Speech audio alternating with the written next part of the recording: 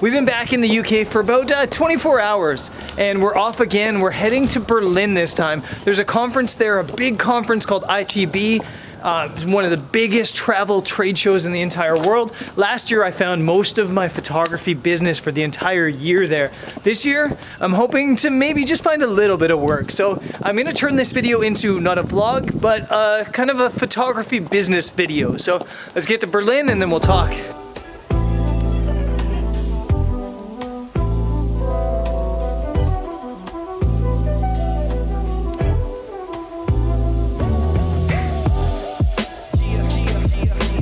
So ITB is this massive travel trade show here in Berlin. I'm off that way right now to the show, to the convention center. I'm gonna take you there now, show you it, show you the grounds really quickly, and then I'll take you back home and we'll talk about business.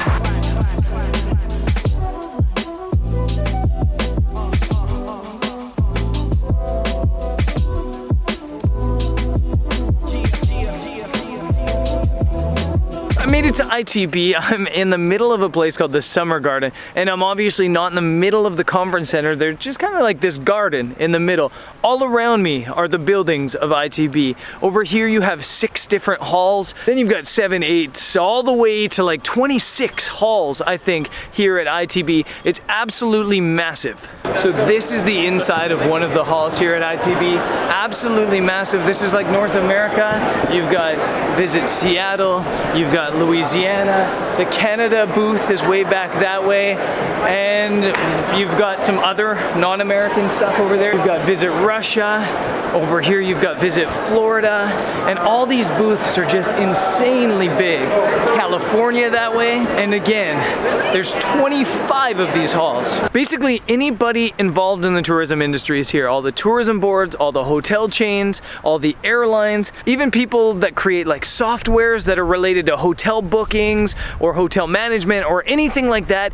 Everybody's here. Now if you're a hotel, you're here for reasons related to your hotel. If you're a tourism board, you're looking for ways to promote your destination. If you're a travel photographer or videographer, your goal is to sell your photos or your videos. So that's what I'm here for. And I've got a couple main targets this year. My targets involve a couple tourism boards, as well as a couple airlines and rental car companies and stuff like that. So I'm going to not show you that this year. Instead, I'm gonna take you back home and show you via a whiteboard what my pitch is about, how I'm pitching people, what I'm pitching them, and I guess if I'm successful.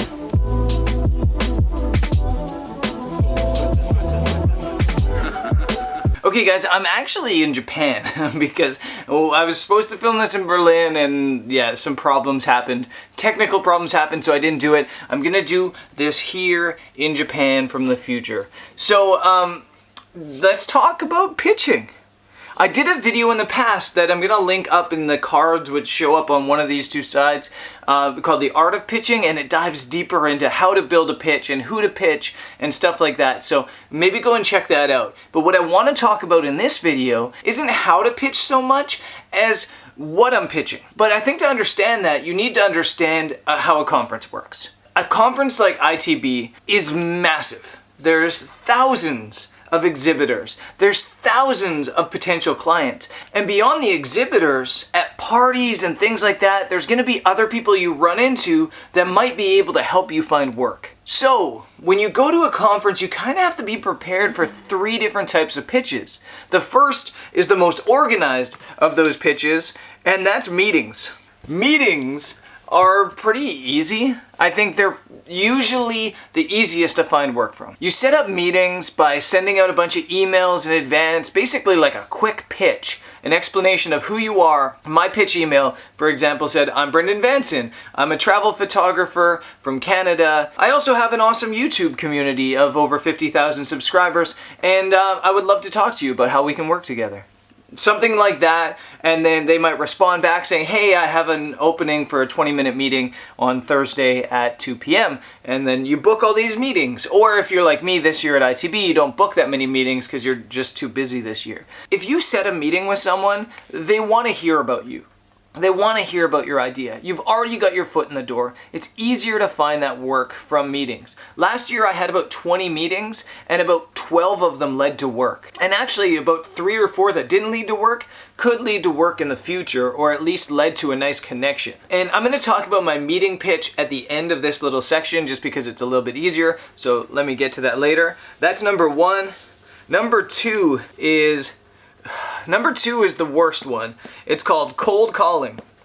And if you've ever done sales, you know all about cold calling. And it works the same at a conference. In business, or in the good old-fashioned days of business, you pick up a phone, you dial a number, and you try to get work from someone, or you try to find a client just by calling them and winging it. At ITB, this happens too, because if you can't get meetings, or you didn't realize you can get meetings, or if you have space in between your meetings, you might try cold calling. And cold calling's hard. Cold calling's terrifying. And what it is essentially is you're walking from booth to booth to booth trying to find people that might look for a photographer. You might go to a hotel chain and say, I have an idea. I'm going to come to Zurich and photograph the Marriott Hotel, and I'm going to photograph not only the hotel, but I'm going to photograph town as well over a 4-day period. And then I'm going to sell you all these images. And this is the package, this is what I charge, this is an example of my work, and that's that. And you got to get used to rejection if you're cold calling. When you're cold calling, you're probably going to get 100 rejections for every win you get. But I ran into another photographer at ITB who was doing nothing but cold calling.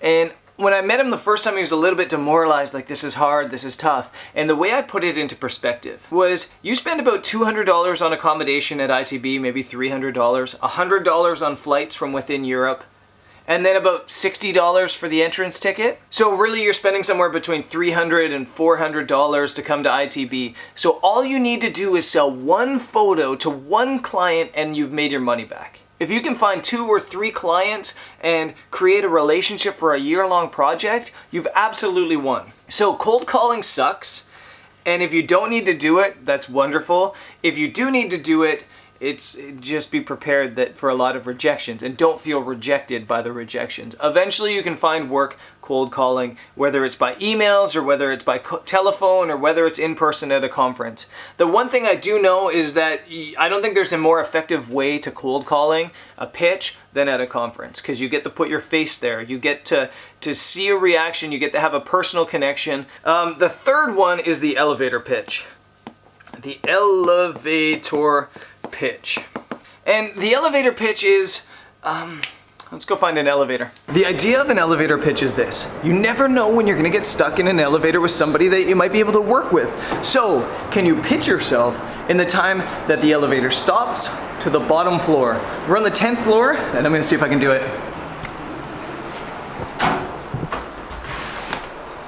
Hey, what's going on? My name's Brendan. I'm a travel photographer from Canada. I've had my work featured in places like The Guardian, Toronto Star. I've worked with some awesome clients like Travel Alberta, Turkish Airlines. I've basically been traveling for 8 years straight, nomadically, over 100 countries, and it's been amazing. And I've got this awesome YouTube community of like 50,000 people strong. We should work together sometime. Here's my business card.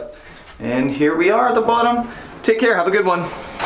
So now I think you understand how to pitch, or how the pitching situations might come about at a conference like this.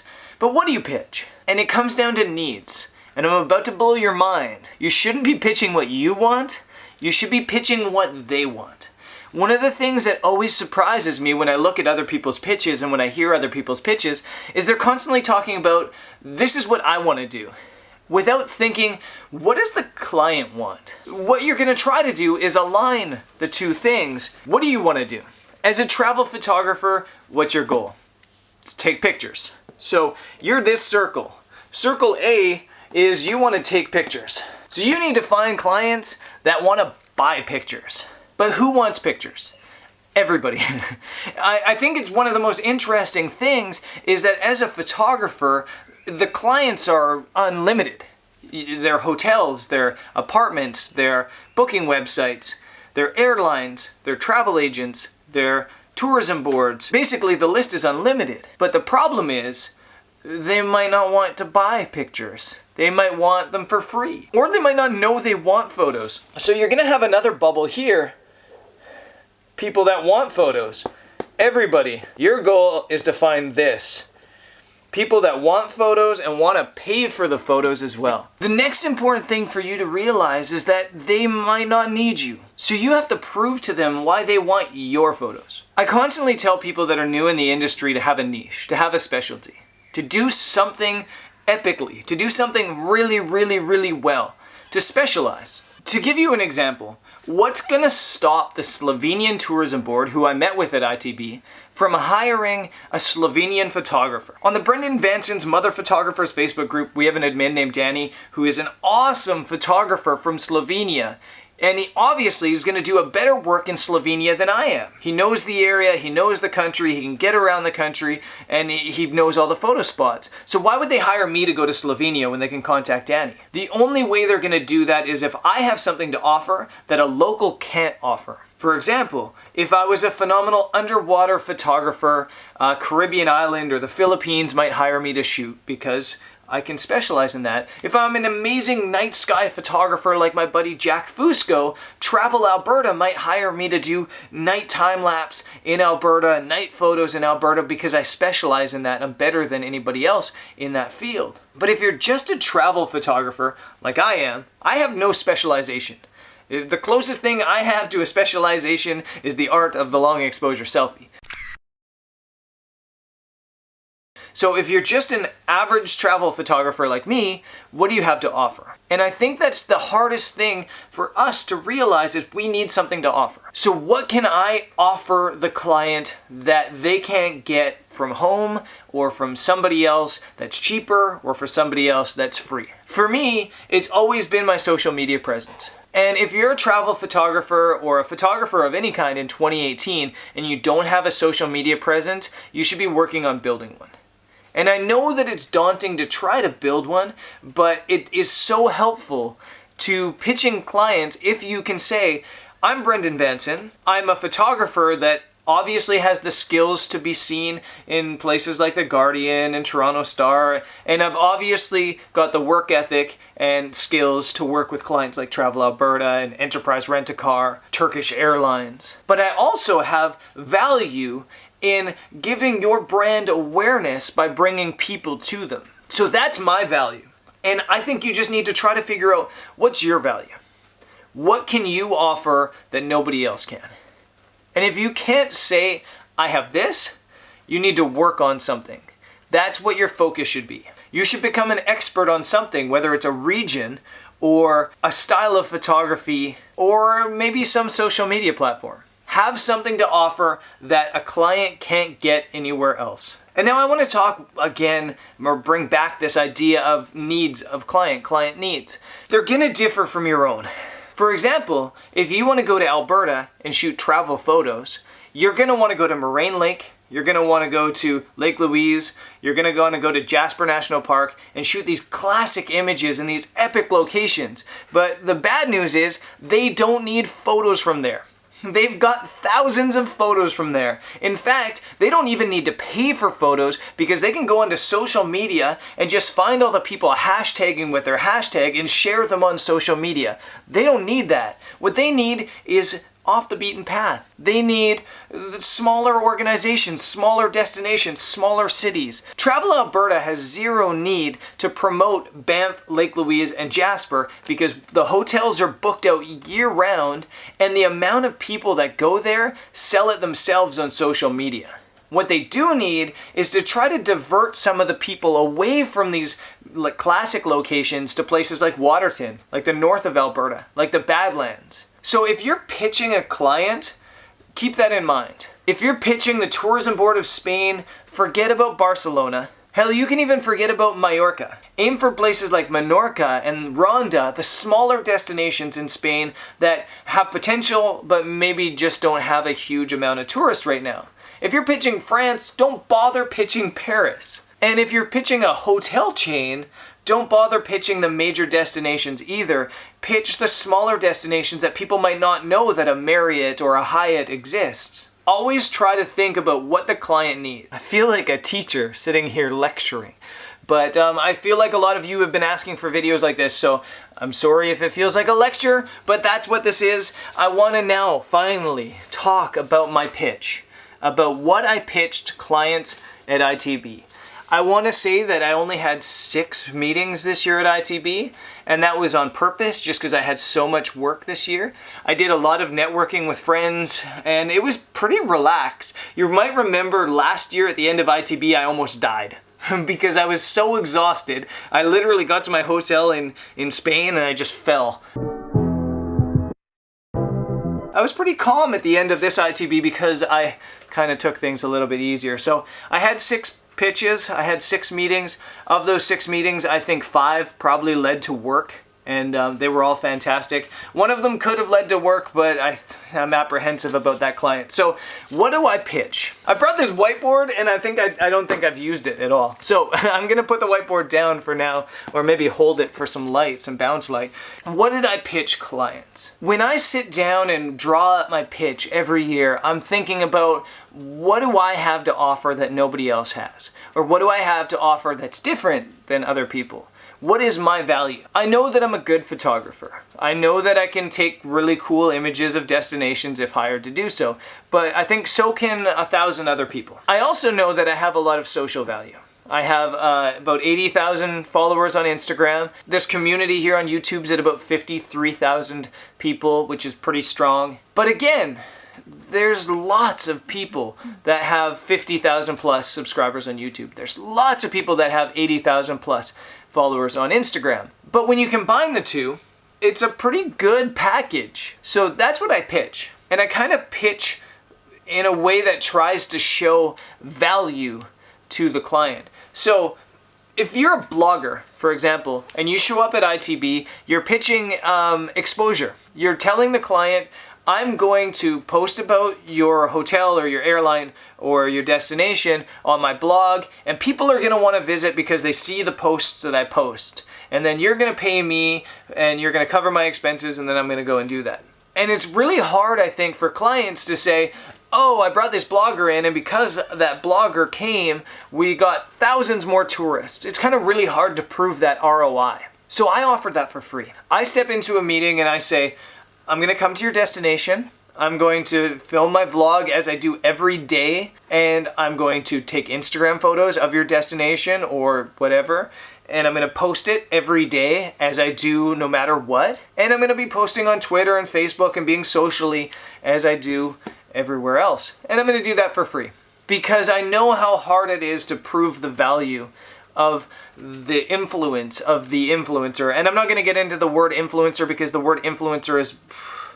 I hate the word influencer. I hate the word influencer worse than I hate the word moist. Since it's really hard to figure out the value of the influencer, instead I'm not going to charge you for that. What I'm going to charge you for is content creation. Let's say I go to Slovenia.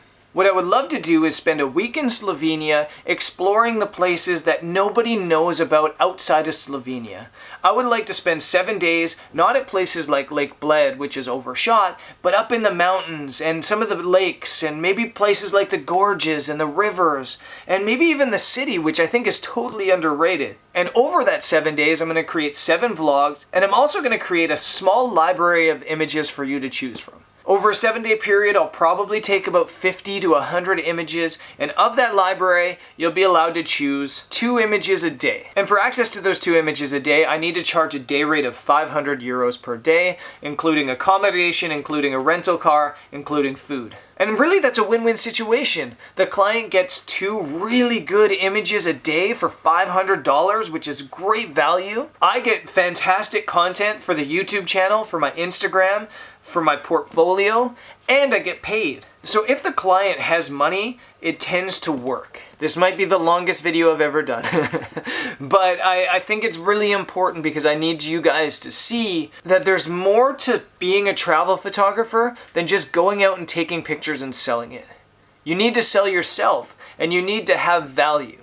And trying to understand your own value is probably the hardest thing in this industry. And believe me, it's not only hard for photographers themselves, it's hard for the clients to understand how much value somebody has. So try to prove to them the value. Try to show them value. And more than anything, Give them value. There's nothing more powerful than a photographer out there in the world who actually loves the destinations they go and actually puts his or her heart into their work. And I think that if you can show them that you love photography and that you love taking pictures and that you love exploring and finding new places and creating cool content for cool destinations and clients, you'll find work. So I encourage you over the next year to go out and pitch, to go out and work every day to try to find something that differentiates you from the rest of the people out there. And yeah, I think that's it for the sitting down talking part. I gotta get to the airport in past time. Guys, that's it for Berlin. That's it for this business video. I guess we're back to England just for one night and then off to Japan. I'll see you there. Peace.